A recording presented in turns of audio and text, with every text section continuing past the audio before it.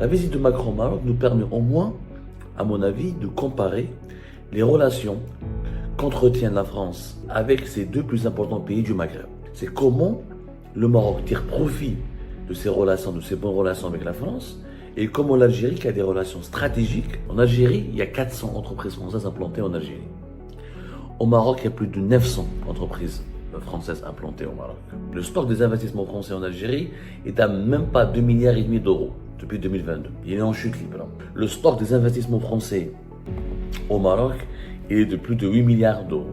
Il y a 4 fois plus d'investissements français au Maroc par rapport aux investissements français en Algérie. Pourquoi le Maroc reçoit davantage d'investissements français, plus d'argent de la part de la France, plus de coopération et bénéficier davantage de partenariats? Parce que c'est quoi le partenariat gagnant-gagnant? Et bien la France, elle donne beaucoup plus au Maroc. Et elle investit beaucoup plus au Maroc pour une raison simple. Que nous, les Algériens, on a du mal à comprendre. C'est que eux, les dirigeants marocains, ne parlent pas que de sentiments. Les dirigeants marocains défendent l'intérêt de leur pays. La visite de Macron au Maroc nous permet au moins, à mon avis, de comparer les relations qu'entretient la France, qu'entretient les dirigeants français, ou qu'entretient l'establishment français avec ces deux plus importants pays du Maghreb. Les deux plus importants pays du Maghreb sont l'Algérie et le Maroc, c'est incontestable sur le plan économique, sur le plan géopolitique, sur le plan diplomatique, sur le plan culturel. Sur tous les plans, l'Algérie et le Maroc sont les deux locomotives du Maghreb. L'Algérie, cœur battant du Maghreb, le Maroc aussi l'un des poumons du Maghreb. Quand on voit ce que Emmanuel Macron va faire au Maroc, demain, du 28, il ne va pas se contenter uniquement de parler de politique, d'histoire, de mémoire, de visa. Il va rencontrer les dirigeants marocains, le roi du Maroc, son dauphin, un premier ministre marocain. Il va aller au Parlement marocain, il va faire un discours. Mais dans son programme, il y a aussi pas mal d'accords. Dans l'énergie, dans l'eau, dans les infrastructures, le développement du train, le développement du transport aérien et les investissements économiques. Justement, c'est ce qui fait mal.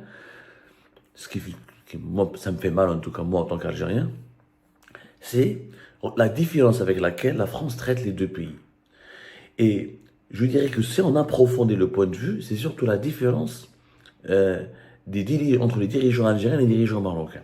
C'est comment le Maroc tire profit de ses relations, de ses bonnes relations avec la France, et comment l'Algérie, qui a des relations stratégiques, quelquefois elles sont bonnes, mais quelquefois elles sont très mauvaises, mais en tout cas stratégiques, la France et l'Algérie n'arrivent pas à se quitter, ne pourront jamais se quitter, même si aujourd'hui on n'a pas d'ambassadeur à Paris depuis le 30 juillet dernier, même s'il y a une crise politique régulière, même si à 4 reprises, Abdelmadjid Tebboune a rappelé son ambassadeur, 3 reprises ou à 4 reprises? À 4 reprises, il a rappelé son ambassadeur algérien à Paris. Il y a eu des crises importantes et intenses qui n'ont jamais été aussi nombreuses dans l'histoire des relations algéro-françaises par rapport à ce qui se passe, je compare par rapport à ce qui se passe de la période Tebboune. Il s'avère que la France est un partenaire stratégique. La France, pour l'Algérie, c'est le 12e fournisseur après la Chine. Et c'est parmi les 3-4 clients les plus importants de notre économie, après l'Italie et l'Espagne notamment. Et un peu la Turquie, etc. Que je vous le nom, par exemple, des entreprises françaises basées au Maroc. En Algérie, il y a 400 entreprises françaises implantées en Algérie. Au Maroc, il y a plus de 900 entreprises françaises implantées au Maroc. Plus de 900 entreprises françaises implantées au Maroc, à peine 400 et quelques entreprises françaises implantées en Algérie. C'est-à-dire qu'il y a 2 fois plus d'entreprises françaises qui investissent, qui implantées, ça veut dire qu'ils ont investi, qui ont ouvert des filiales, qui ont recruté, qui ont financé des projets, qui ont pris parti à des projets. Le double.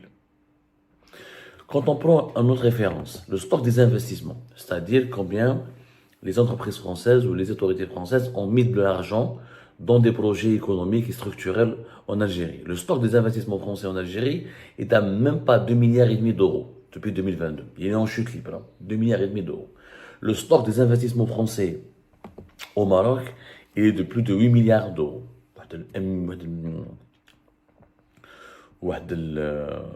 On peut dire 9 milliards d'euros. On peut vérifier. Et ça, c'est des chiffres que vous pouvez vérifier facilement.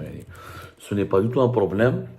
Le Maroc est classé d'ailleurs dans la région de l'Afrique du Nord et du Moyen-Orient comme le premier pays récipiendaire d'investissements français. C'est le premier pays qui reçoit des investissements français, sans parler de l'aide française.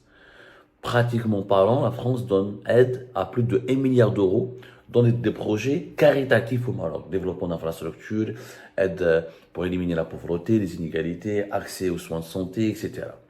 Mais les stocks des investissements, c'est 8 milliards et quelques.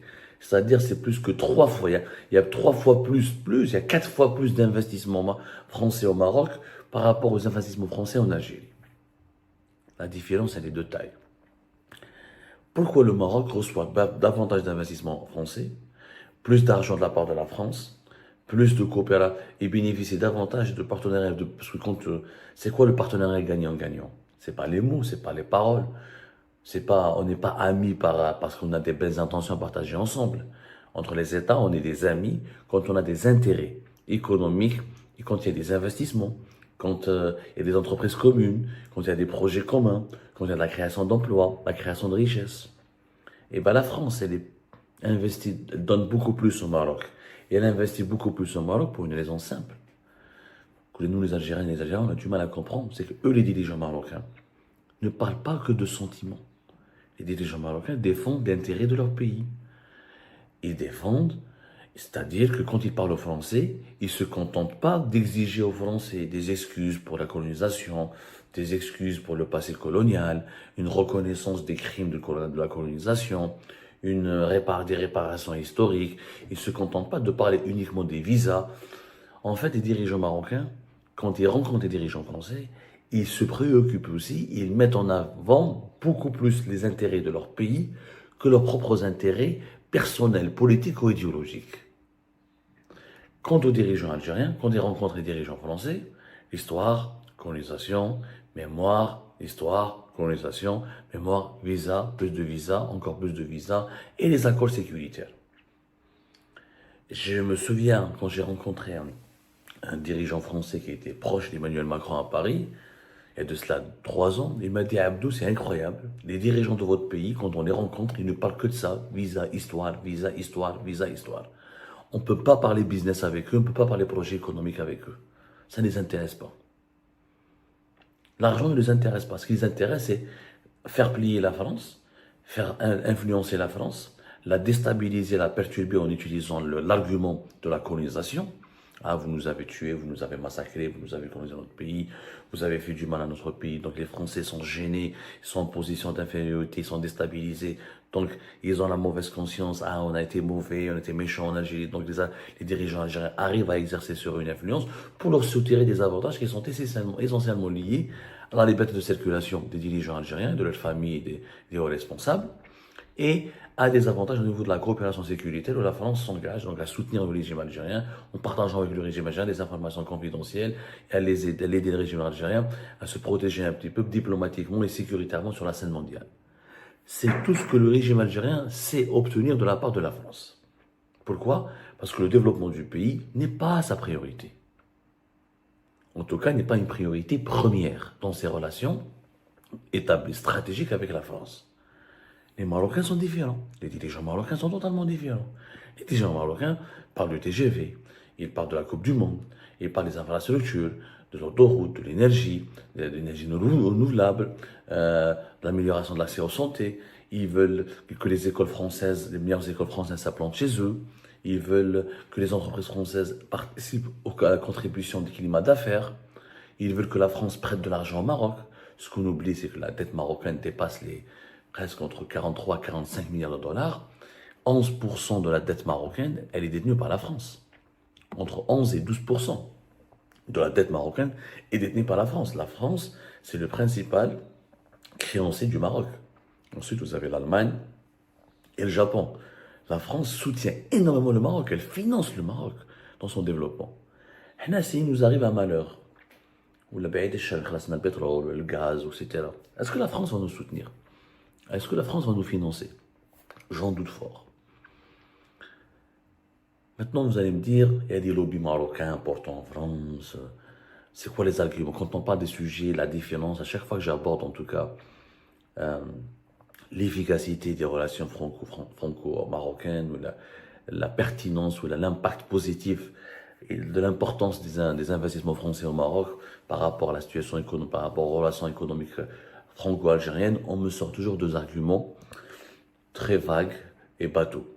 Lobby marocain important en France, lobby sioniste, parce que voilà, il y a des bonnes relations entre le Maroc et Israël, il y a une communauté juive, il y a même des Israéliens d'origine marocaine qui sont très nombreux, et donc la France serait incitée à soutenir davantage le Maroc que l'Algérie, ou à investir davantage au Maroc qu'en Algérie.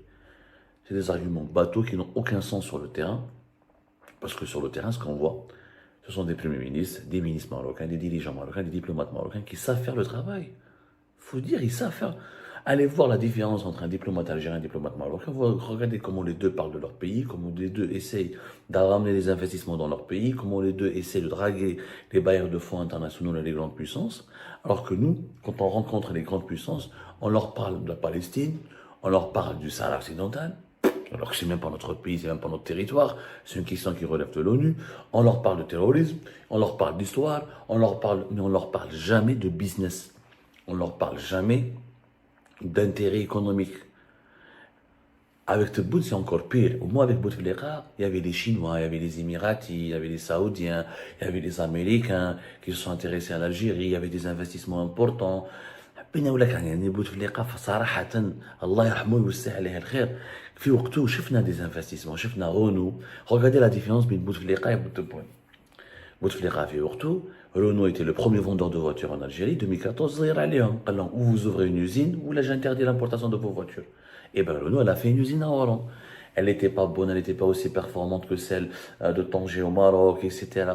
Oui, je suis d'accord. Sauf que l'usine algérienne a commencé en 2014. En 2018, 2019, 4 ans plus tard, elle a commencé à avoir un taux d'intégration de plus de 25%. Donc, on n'a pas créé des problèmes. Il n'y avait pas la crise politique de 2019, il n'y avait pas la mauvaise décision de Tebboune d'arrêter les activités d'assemblage et de montage des voitures. Et bien, Renault en 2024, elle aurait eu maintenant un taux d'intégration de plus de 30 à 40%. Ce qui fait un produit national. Les voitures qui sont assemblées et montées à Knetra ou à Tanger au Maroc, ils sont entre 60 et 65%. Mais ils ont mis une dizaine d'années pour avoir ce taux d'intégration. C'est une dizaine d'années de travail. ما راهيش حنايا لو كان خلينا رونو تخدم de 2014 à 2024 on a 40% entre 35-40% minimum. Il y a une stratégie. 40% là, ça veut dire qu'il y a plein de composants qui sont fabriqués localement. Et on aurait eu des voitures qui sortent de l'usine en Algérie. Et Renault, pour faire 4 ans, 5 ans, plus tard, il permet à Fiat de faire exactement ce que Renault faisait en 2014. Regardez les Marocains. Est-ce que vous avez vu une entreprise française qui a été emmerdée, inquiétée au Maroc?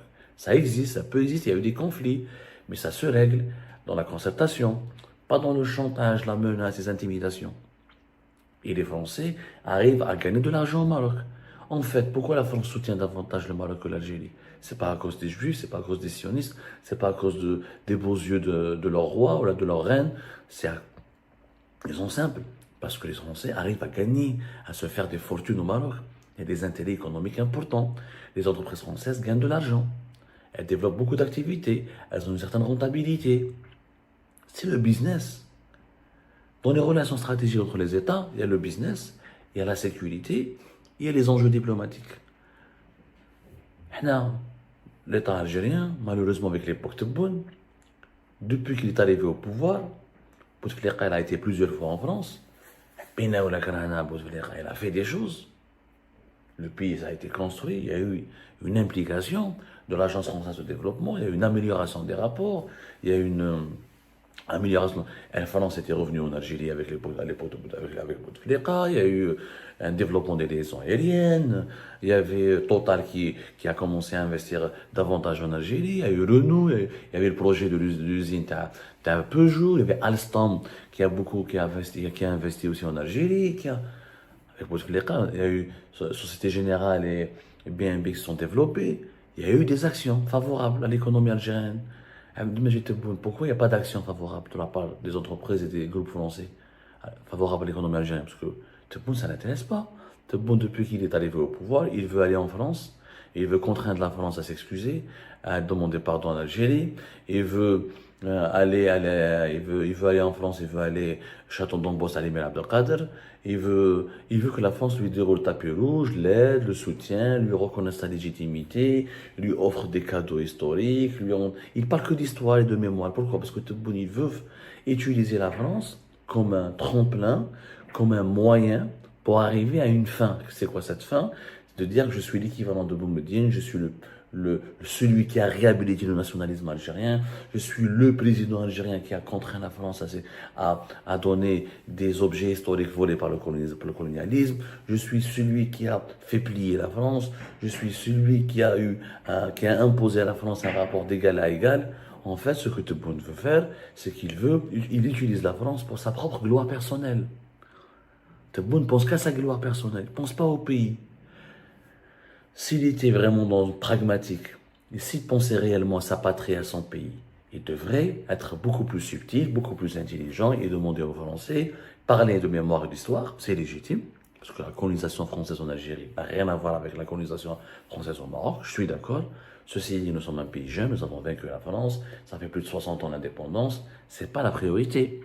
Tu traites de l'histoire, tu fais présence de l'histoire, mais tu n'oublies pas l'économie, tu n'oublies pas les investissements qui doivent créer des emplois pour les jeunes Algériens, tu ne dois pas oublier les infrastructures, tu dois pas. Ouais, notre pays ne se dote pas de TGV. Pourquoi on ne peut pas faire, nous, un TGV entre Oran et Alger?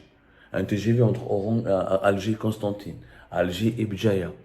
Alors que nos trains circulent entre 160 et 180, le Maroc, lui, avec un bon partenariat avec les Français, et ben, il a fait des TGV qui circulent entre 250 jusqu'à même 300 km par heure. Elle a notre pays, mais il au lieu de parler que d'histoire, etc., etc. Mais pour Tebboune, il ne considère pas que l'économie est une manière de lui offrir une gloire personnelle. Or, Tebboune devrait comprendre que dans ses rapports avec la France, il devrait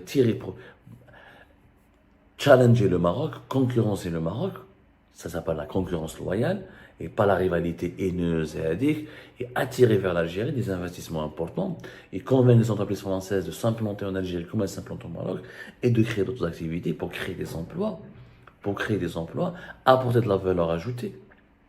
C'est ça. Mais Tebboune, Tebboune cherche des symboles. Comme il est parti en Russie, il a été accueilli par Poutine, drapeau algérien qui fait juin 2023, il a utilisé ça pour dire que l'Algérie est redevenue l'ami des grandes puissances. L'Algérie a accès aux grandes puissances. C'est le symbole. En réalité, l'illustre Tebboune. Est-ce qu'il nous ramène des investissements? Est-ce qu'il crée des emplois chez nous? Est-ce qu'il nous aide à transférer des technologies? Est-ce qu'il nous aide à mieux soigner notre population, à mieux l'éduquer? Pas du tout. La Chine, bien accueillie par la Chine, deuxième grande puissance, oui, les parades, le symbole. Tebboune cherche des symboles pour sa gloire personnelle. C'est tout. Alors que les dirigeants marocains ne cherchent pas des symboles, ils cherchent des réalisations concrètes pour la gloire de leur pays.